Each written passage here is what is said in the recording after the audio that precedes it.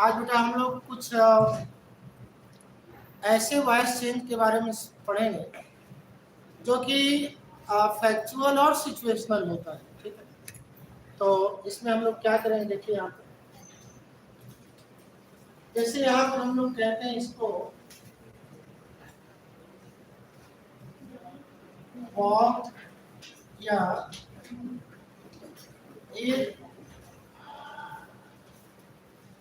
irrelevant subject.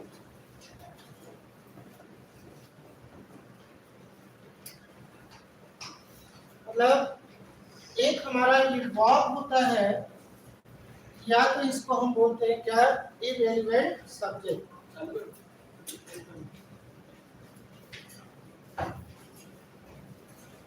तो आपके लिए क्वेश्चन जैसे है, थोड़ा सा पहले समझिएगा इसको। जैसे मान लीजिए यहाँ पर हमें एक सेंटेंस बोला है इस टाइप का, We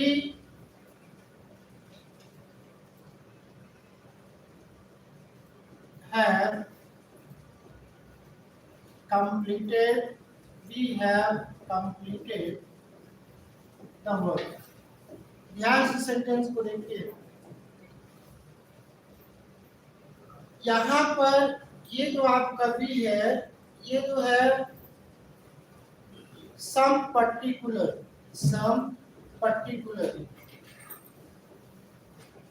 मतलब कुछ विशेष लोगों के बारे में बता रहा है।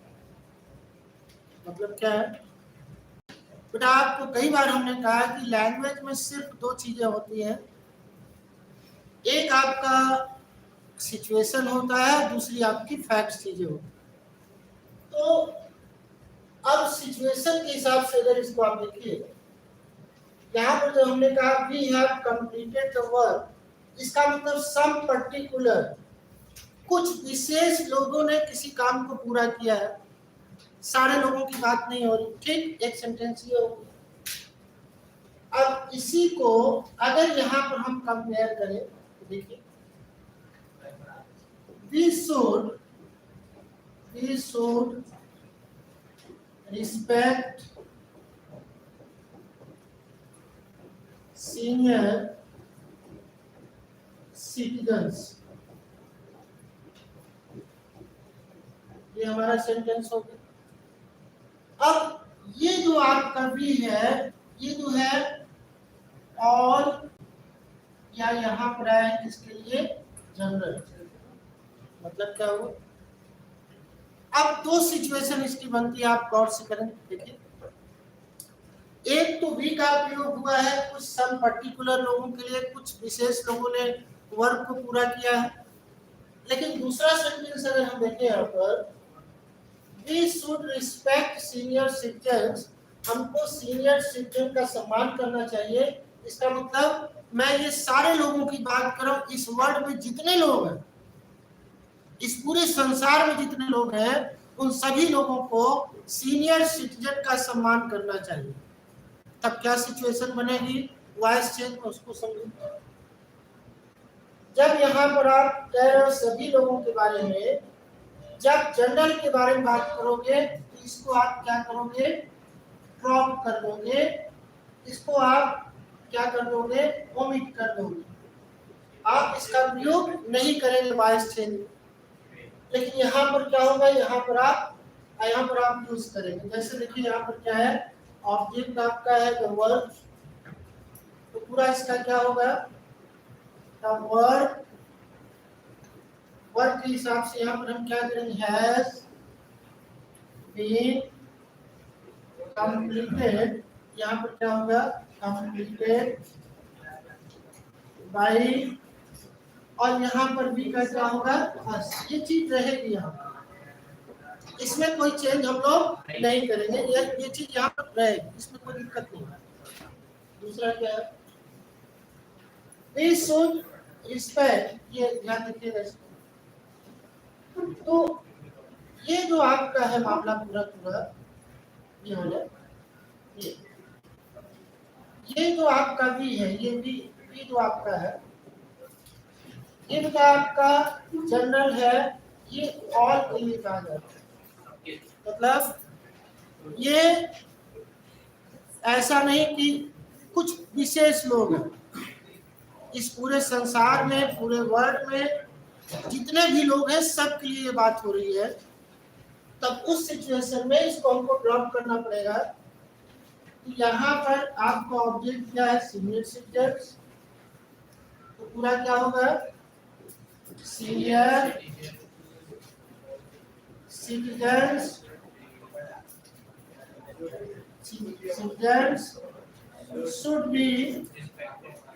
should be respected। ये इतना रहेगा, ठीक है। अगर यहीं पर बाई अस आपने प्रयोग किया तो ये आपका रॉन्ग होगा। मैं बार बार just I am telling you, I have repeated many times, in language there are only two things।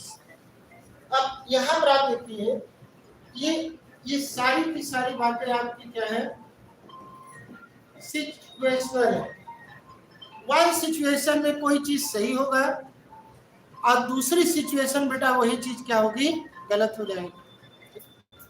तो यहाँ पर जो पहली बात हमने समझाया आपको, किसको लेकर समझाया? वी को लेकर के समझाया। तो वी में क्या हुआ? पहली बात इसको समझिएगा, नंबर 1 पॉइंट, अगर वी का प्रयोग हम लोग सम स्पेशल या सम पर्टिकुलर कुछ विशेष सेंस में करते हैं तो वहां पर वी को हम ड्रॉप नहीं करेंगे, उसका प्रयोग होना चाहिए। लेकिन ऑल के सेंस में अगर हम प्रयोग करते हैं तो पैसिव वॉइस बनाते समय आपने अगर उसका प्रयोग कर दिया तो गलत हो जाएगा। दूसरे पॉइंट पर आ जाए। दूसरा पॉइंट आपका क्या है समझिए। दूसरा पॉइंट आपका यहाँ पर है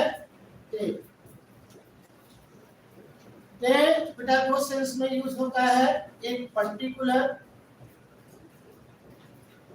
पर्टिकुलर कुछ विशेष अर्थ में, और दूसरा जो है अननोन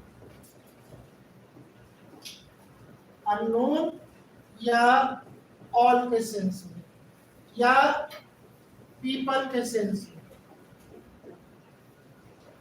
ये आप देखिए, हम लोग क्या करते हैं इंटरमीडिएट में पढ़ते समय ए का मतलब ये समझ लेते हैं और ये समझते हैं कि ये बहुवचन का प्लूरल है। बात बिल्कुल सही है, लेकिन जब और ज्यादा एडवांस लेवल पे हम जाएंगे तो देख कई सेंस में प्रयोग होता है। पहला तो एक आपका पर्टिकुलर हो गया, इसमें कोई दिक्कत नहीं होगी। लेकिन जब ये इतने सेंस में प्रयोग होगा, इन तीन सेंस में, 1, 2 और 3। पहला क्या? अननोन। आपने वे बोला लेकिन आप उनको बिल्कुल नहीं जानते। ऑल सारे लोगों के सेंस में यूज हुआ, पीपल के सेंस में यूज होगा, तो इसको हम वॉइस बनाते समय ड्रॉप कर देंगे। ठीक है, थोड़ा सा मैं सेंटेंस आपको दिखाऊं तो समझ में आएगा। जैसे आप सेंटेंस यहाँ पर देखिए, पहला सेंटेंस आप देखिए यहाँ पर, they have broken the chair। अब ध्यान से देखिए बेटा, बार बार मैं आपको बता रहा हूं कि लैंग्वेज बहुत कठिन है, बहुत सरल है, लेकिन एक बात बार बार कह रहा हूं कि आप दो चीजों को पकड़ के बैठ जाए। आप एक फैक्चुअल चीजों को पकड़ के बैठ जाए और दूसरी 90% सिचुएशन को आप पकड़ के बैठ जाए। और हाई लेवल पे फैक्चुअल चीजें कम आती हैं, सिचुएशनल चीजें 80 से 90% आती हैं। ठीक है, अब आप लोग बताओ, ये दे का प्रयोग आपने किस सेंस में किया है? कुछ विशेष लोगों ने कुर्सी को तोड़ा है कि सारे लोगों ने? कुछ विशेष लोगों ने, पर्टिकुलर। अब यहाँ बेटा आप इसका क्या प्रयोग करेंगे? पर्टिकुलर सेंस में प्रयोग करेंगे तो क्या होगा? और आपको बताऊं, यहाँ से कई बार आपके एग्जाम में क्वेश्चन पुटअप किए गए। एनडीए का पेपर पुराना उठा के देखिएगा, मैं बार बार आपको कह रहा हूं पेपर देखिएगा। बेटा हम लोग जो पढ़े वो महत्वपूर्ण नहीं है, क्यों पढ़े और किस तरह से पढ़े ये ज्यादा महत्वपूर्ण है।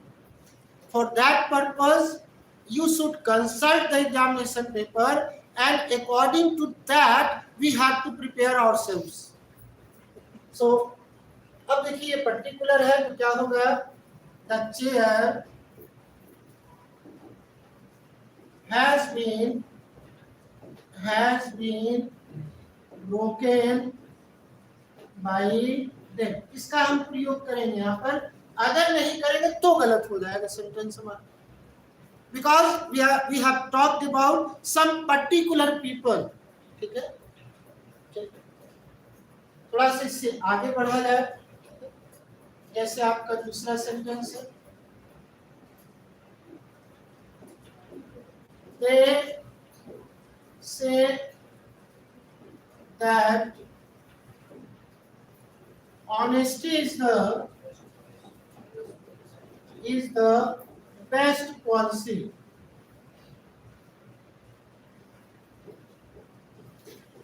Best policy. ठीक है, अब आप ये बताओ, ये दे का प्रयोग किस सेंस में कहा गया है? वे कहते हैं, तो अब जानते हैं आप उन लोगों को, या आप ऐसे समझो, हमको बताओ। वे कहते हैं मतलब लोग कहते हैं भैया, पूरी दुनिया के लोग कहते हैं, भले वो बेईमान हो, महाबेईमान हो, इससे कोई मतलब नहीं है, but publicly people have to say that honesty is the best policy. जैसे आप लोग तो बहुत अच्छे लोग हो, पढ़ने वाले हो, बिना पढ़े आपको नींद नहीं आती, मैं इस बात से भी परिचित हूँ। नींद में भी आप पढ़ाई करते हो, इस बात से भी परिचित हूँ मैं। आपकी महानता बहुत अच्छी है, बट हर विद्यार्थी ऐसा नहीं, क्योंकि आप लगातार चैनल से जुड़े हुए बेटा, और उसके लिए आपने चैनल को सब्सक्राइब भी किया है और बेल आइकॉन के बटन को दबाया भी है, और लोग नहीं करते हैं तो उनका नुकसान होगा। तो I am very happy with you, you have done that. तो आपसे दिक्कत नहीं, दिक्कत उनसे। वे कहते हैं कि ऑनेस्टी इज द बेस्ट। वे कौन है भाई? ये वे कौन है? कोई पर्टिकुलर लोग तो है नहीं, आसमान से गिरे हुए लोग नहीं, पूरे पूरे वर्ल्ड के लोग, ऑल पीपल। इसका मतलब क्या हुआ? ये कौन है? ऑल पीपल, सारे के सारे लोग इस दुनिया के कहते हैं। लेकिन कुर्सी तोड़ा था, they have broken the chair, इसका मतलब दे वहां पर कुछ पर्टिकुलर लोगों की बात हो रही है। बेटा आप समझो, कई बार, चूंकि मैं वायस पढ़ा रहा हूं, कई बार मैंने चैनल पे कहा, बहुत स्पष्ट रूप से कहा, इंग्लिश लैंग्वेज हिंदी लैंग्वेज से 95% डिफरेंट है, but bad luck to India और common people that people are studying, teaching or learning in English language through Hindi medium. That is quite wrong. I, with confidence, with responsibility, I want to tell you that Hindi language और English language में 95% difference है। और हम लोग क्या करते हैं, संज्ञा के स्थान पर जो प्रयोग हो वो प्रोनाउन इंग्लिश का बिल्कुल डिफरेंट है ना हिंदी के सर्वनाम से, लगभग 90% डिफरेंट है, और हम उसको मैच करते हैं। ऐसा नहीं बेटा, जो इंग्लैंड का ग्रामर है, जो चाइनीज है, अलग अलग भाषा का ग्रामर अलग अलग सिचुएशन के हिसाब से चेंज होता है। तो थोड़ा सा हिंदी मीडियम को चेंज करना पड़ेगा। ये देखिए प्रोनाउन का कार्यक्रम। अब इसको हमको अगर वॉइस में चेंज करना पड़े तो क्या करेंगे?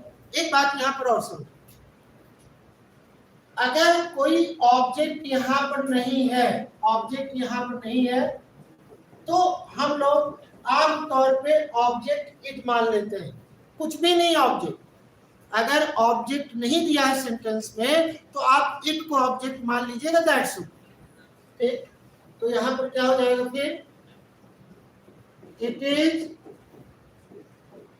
सेड दैट बाय देम, यहाँ लगाए तो ये बेटा गलत हो जाएगा, ये पार्ट यहाँ पर गलत होगा। आप जानते हो पिछले साल नहीं 2 साल पहले 10 पैसिव वॉइस पूछा था आपके एनडीए में, 10 लगातार पैसिव वॉइस।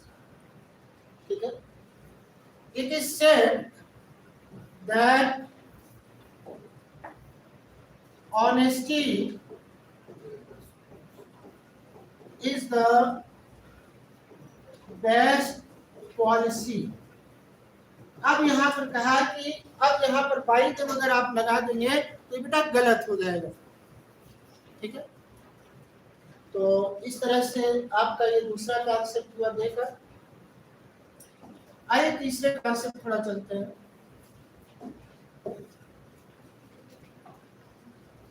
तीसरे कॉन्सेप्ट पे यहाँ पर आपका क्या है, 1 + 1।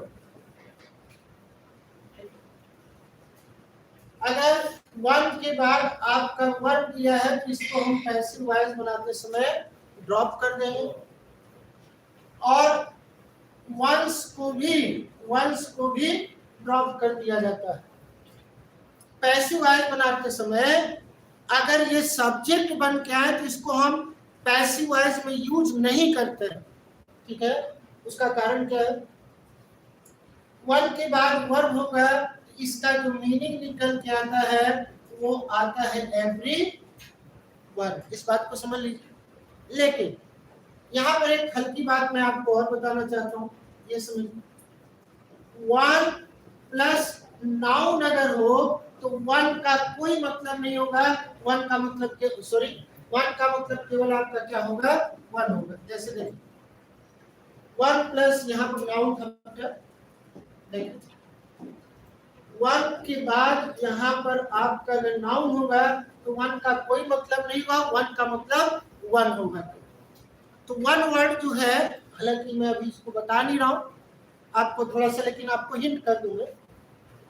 1 नाउन भी होता है, 1 एडजेक्टिव भी होता है, और 1 जो है ये प्रोनाउन भी होता है। इस तरह से एग्जाम में आपको पूछता है।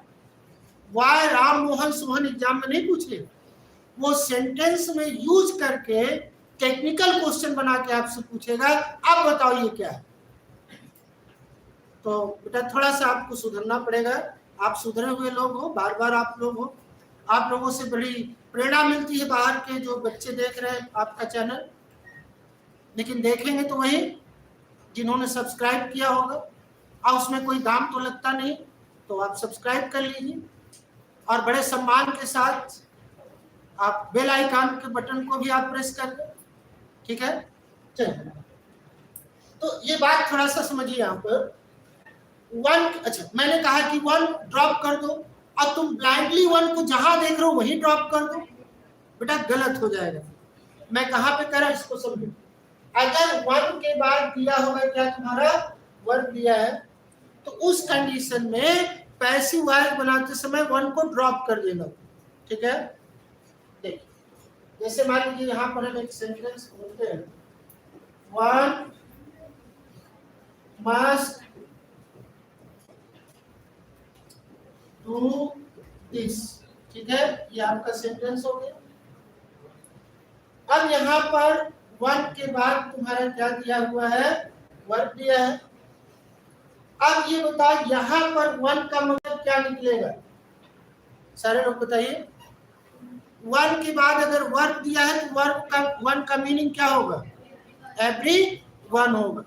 मान लीजिए हम कहें 1 पेन, तो यहाँ पर 1 का कोई मतलब नहीं है, 1 का मतलब 1 ही होगा, ठीक है।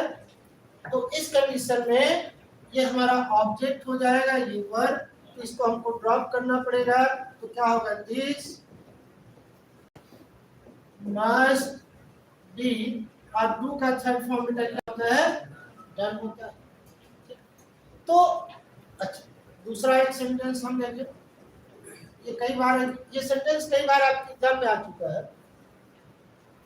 1 should respect one's teachers, ये है यहाँ पर, ये बोला क्या है, देखिए one's teachers। अब आप थोड़ा सा इस वाक्य को बनाइए, तो 1 one's teacher, इस वाक्य को थोड़ा सा पैसिव में चेंज तो कीजिए, चेंज कीजिए इसको, प्रयास कीजिए। आप लोग रोज पढ़ते हो, रोज काम करते हो इस पर। अच्छा 1 का मतलब थोड़ा बताइएगा यहाँ पर, तो एवरी वन मतलब अगर वन का मतलब, देखिए कितनी गजब की बात है, आपसे बताओ कि आप अगर ऑक्सफोर्ड डिक्शनरी देखेंगे, कैम्ब्रिज आप देखोगे, तो एक वर्ड का बेटा एक मीनिंग नहीं होता है। तब गड़बड़ी आपसे कहाँ होती है? आपने कोई लेसन पढ़ा, वहां पर उस लेसन के हिसाब से वर्ड की मीनिंग दिया, वहां पर आप वही उसको मीनिंग समझ लेते हैं। तो आप क्या करो, पूरे सिचुएशन के आधार पे, कॉन्टेक्स्ट के आधार पे, सेंटेंस के सेंस के आधार पर उसकी मीनिंग का निकालने का प्रयास कीजिए। वन शुड मतलब प्रत्येक व्यक्ति को चाहिए रिस्पेक्ट करे अपने अध्यापकों का। इसका मतलब अगर आपने वन का मीनिंग वन निकाल लिया, इसका मतलब होता है एक व्यक्ति अपने अध्यापक का सम्मान करे, बाकी जूता मारे। भाई वो तो गलत हो जाएगा। फिर आप रट्टू तोता बनोगे बेटा, तो that would be very dangerous for you. तो एक व्यक्ति नहीं, एवरीवन से मतलब है वहां पर, ये मामला है। भैया तुम क्या करो, तुम भी कटो, हटो नहीं कटो, तुम भी कटो, और वंस तुम्हारा क्या काम, तुम भी कटो। तो इसका मतलब ये दोनों बातें खत्म हो गई, इसको इरेज कर दिया जाए तो मामला क्या हुआ भाई, तुम भी हटो और तुम भी हटो, तुम्हारा यहाँ रहने की कोई जरूरत नहीं है। अब मामला ये हो, अब इसको पैसे में बना दीजिए। पैसे में बनाएंगे तो क्या स्थिति बनेगी, teachers should be respected, teachers should be respected। ठीक है। अब एक बात मैं आपसे पूछा, थोड़ा सा रुक करके, शुड का क्या मीनिंग है? शुड का क्या मीनिंग होगा, आप कमेंट कीजिएगा। चाहिए, ऐसा नहीं है। शुड का मतलब चाहिए नहीं है। आप कहोगे सर आप कैसे बता रहे? यही बात अभी 10 मिनट पहले हमने आपसे कही थी कि सिचुएशन, जब आप किसी को केवल सुझाव देते हो तब शुड का मतलब चाहिए होता है। ठीक है, ठीक है। जैसे यहाँ पर हम सुझाव दे रहे हैं कि one should respect the teachers, प्रत्येक व्यक्ति को अपने अध्यापकों का सम्मान करना चाहिए। इसका मतलब ये थोड़ी दूसरे के अध्यापकों को जूता मारना चाहिए। इसका मतलब अपने का मतलब प्रत्येक व्यक्ति अपने अपने अध्यापकों का सम्मान करे, मतलब सबका सम्मान करे। ठीक है, ये आपकी एक सिचुएशन। चलिए अब बेटा थोड़ा सा हम लोग और आगे चले। अब एक वर्ड यहाँ पर फिर चौथे कंडीशन में आ जाता है, ये ध्यान से देखिएगा, circumstances.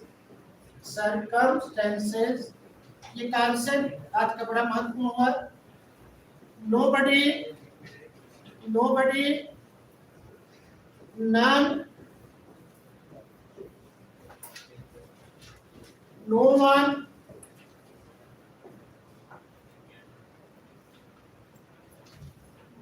Everybody,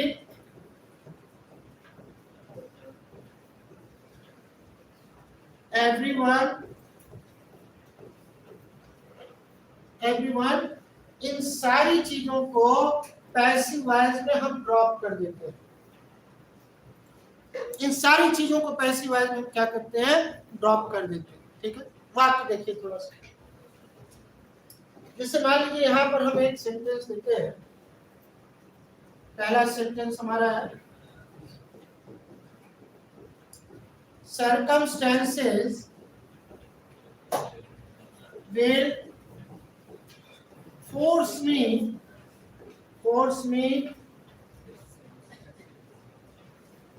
to go।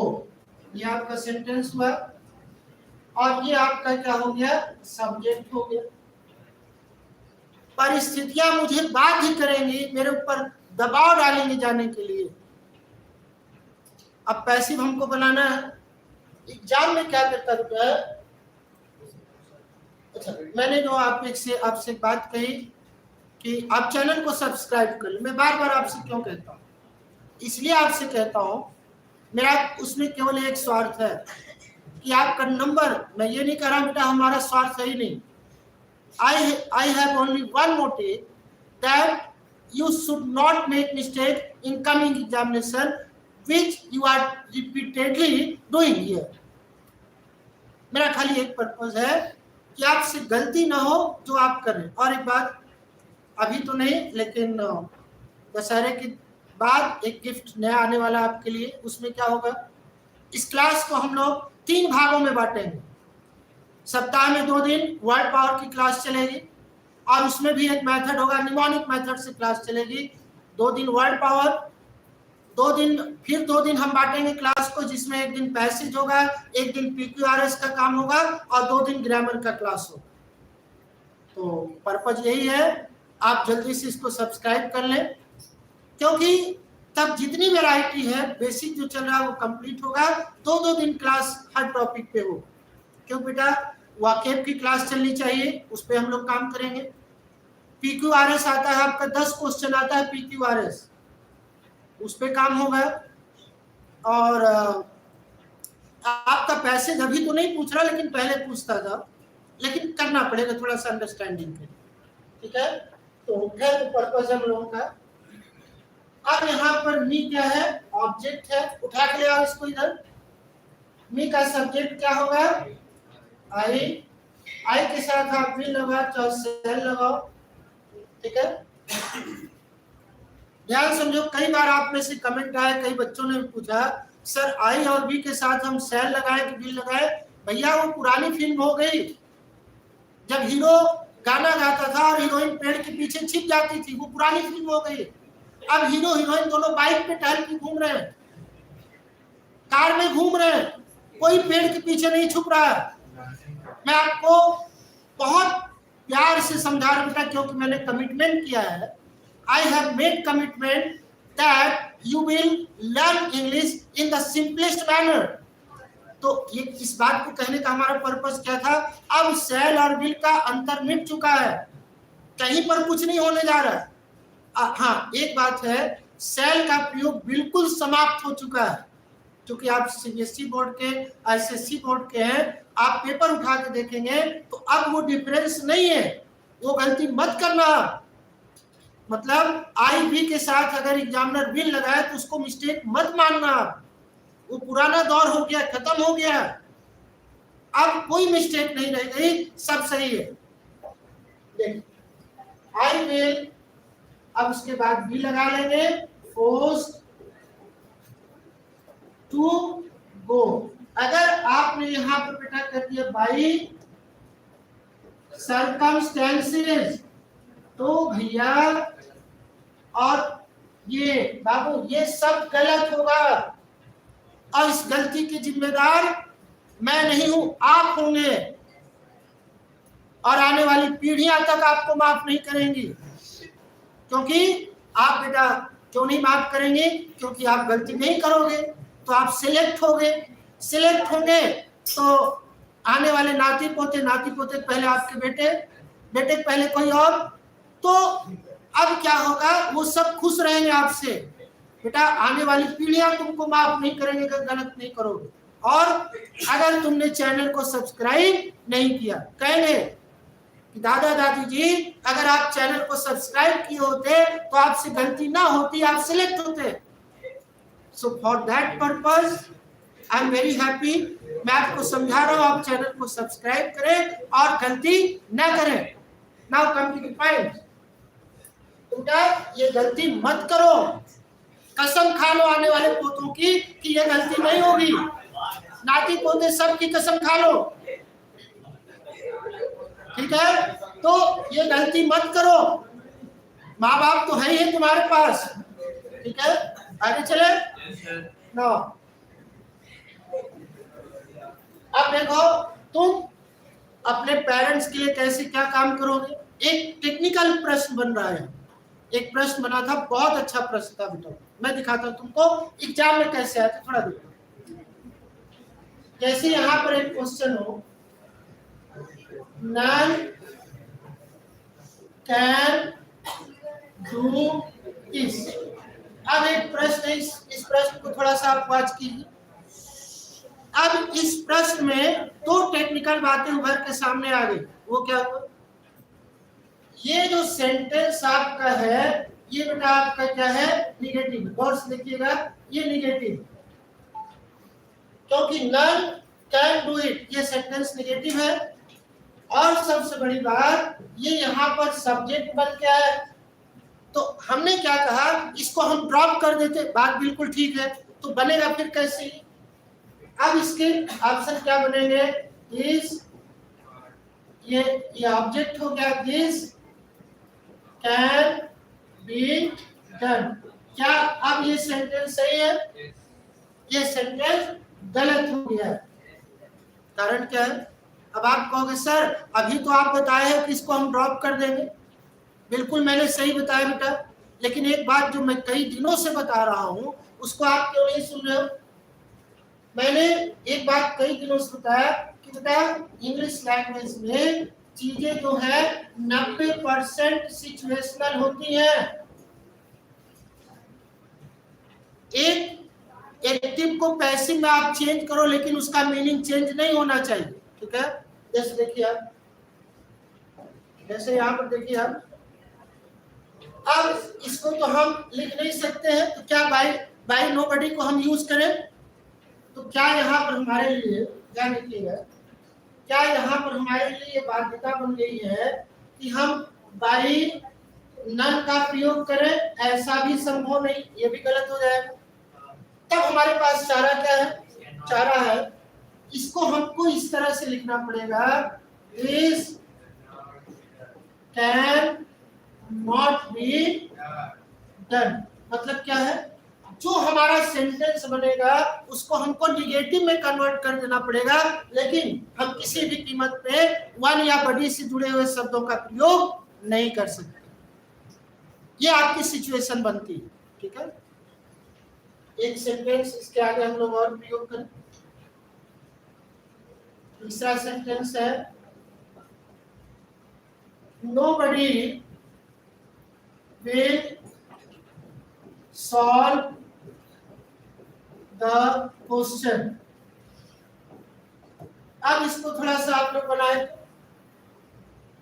nobody will solve the question बनाइए इसको थोड़ा, अभी आपको बताया तुरंत पर प्रयास कीजिए।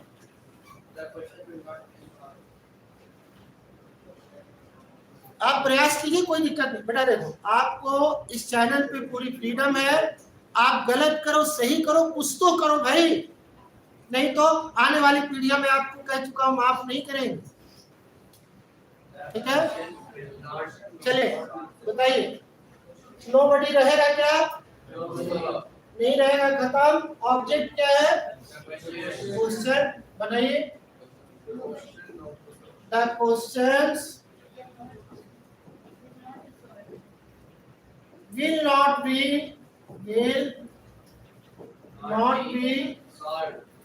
और यहाँ पर ये क्या हो जाएगा? सॉल्व हो जाएगा। मतलब अगर सेंटेंस आपका निगेटिव है तो हमको निगेटिव वर्ड को हटाना पड़ेगा। जो निगेटिव वर्ड यहाँ पर, ये निगेटिव वर्ड है, ये निगेटिव वर्ड, इसको हमको हटाना पड़ेगा और सेंटेंस का स्ट्रक्चर हमको निगेटिव करना पड़ेगा। चलिए एक क्वेश्चन और बनाइए। देखिए यहाँ पर क्या है, एवरीबडी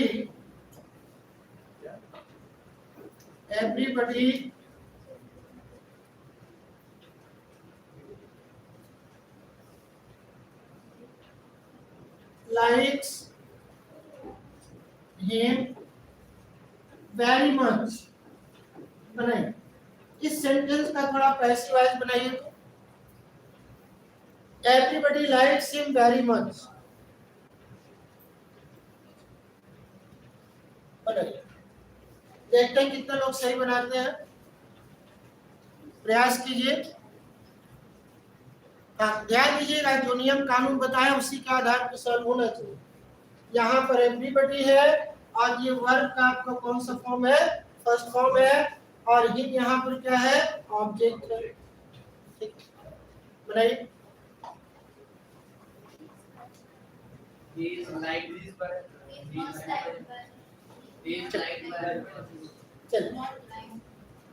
चलिए तो यहाँ पर क्या होगा? हिम ऑब्जेक्ट है तो ऑब्जेक्ट का सब्जेक्ट क्या होगा? ही। वर्क का फर्स्ट फॉर्म है तो क्या होगा इज, लाइक का थर्ड फॉर्म बेटा क्या होगा like, is like very much. आपसे क्या बोले थे इस वर्ड का रिपीटेशन नहीं होना चाहिए।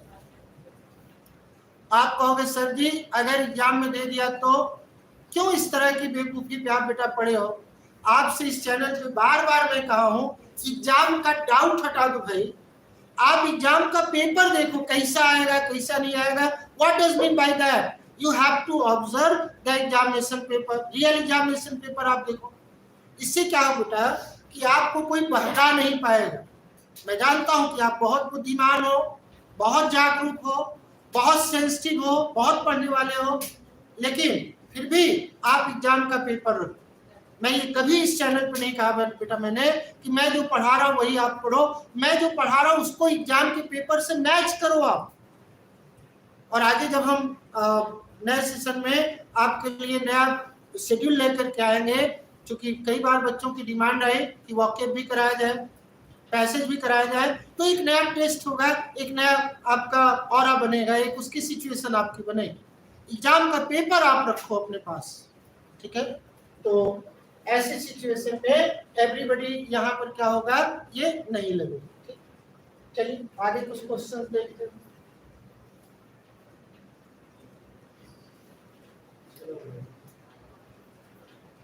जैसे मान लीजिए यहाँ पर हमने कहा नन हैज इनवाइटेड मी, प्रयास कीजिए, या अस बनाइए, प्रयास कीजिए इसका। नन हैज इनवाइटेड अस, बोलिए। नन हैज इनवाइटेड अस, प्रयास कीजिए। अभी मैं आपको बुलाता हूं यहाँ बोर्ड पे, नन हैज इनवाइटेड अस, बोलो भाई कौन बताएगा, बोले। बेटा देखिए जो आप लोग चैनल देख रहे हो ना उनको खाली हम इतना कहेंगे कि आप ये समझो बेटा कि जैसे क्लासरूम में पढ़ाई हो रही है, ठीक है। चलिए देखिए अब यहाँ पर भी आपका ऑब्जेक्ट हो गया, हैज इनवाइटेड वर्ब हो गया प्रेजेंट परफेक्ट, तो क्या होगा बी का सब्जेक्ट क्या होगा बी। अब बी के साथ बेटा हम क्या लगाते हैं हैव, वी हैव। अब ये नन कट जाएगा तो इसका मतलब हम उसको नेगेटिव बना देंगे, वी हैव नॉट, अब बी लगा देंगे क्योंकि प्रेजेंट परफेक्ट है, we have not been invited, ये हमारा हो जाएगा पैसिव वॉइस। मान लो एग्जाम में इसको ए बना के दे दे और एक ऑप्शन आपके लिए बना के दे दे क्या, we have been invited, we have been invited by none. तो ये वाला ऑप्शन आपका क्या होगा गलत हो जाएगा। क्यों? क्योंकि नेगेटिव वर्ड का प्रयोग हम नहीं करते हैं ऑब्जेक्ट के रूप में। ऑब्जेक्ट के रूप में कभी भी नेगेटिव वर्ड प्रयोग नहीं होता है, ठीक है। So thanks for today